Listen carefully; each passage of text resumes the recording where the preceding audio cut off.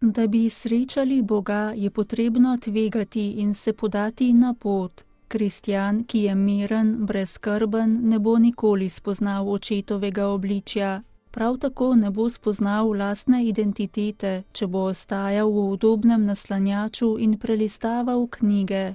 Na svetu namreč ni nobenega kataloga, v katerem bi lahko našli podobo Boga. Enako si kristjan ne more sam naslikati Boga, če izhaja iz lagodne poslušnosti pravilom, ki pa z Bogom v resnici nimajo ničesar opraviti. Tako je premišljeval papež Frančišek danes zjutraj, ko je daroval svetomašo v kapeli doma svete Marte.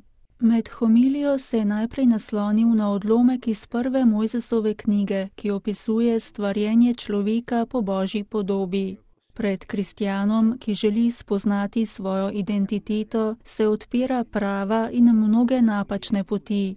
Božje podobe, na primer, zagotovo ne more najti na računalniku ali v enciklopediji.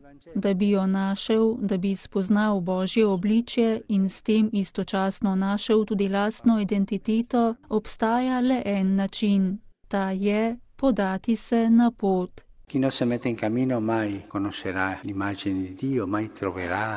Kdor se ne poda na pot, ne bo spoznal podobe Boga, nikoli ne bo našel Božjega obličja.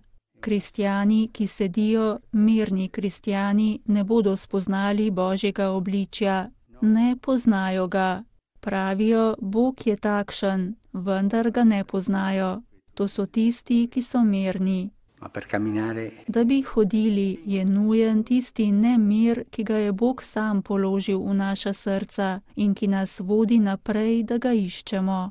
Papež Frančišek je nadaljeval, da podati se na pot seveda pomeni dopustiti, da nas Bog ali življenje preizkušata, pomeni tvegati.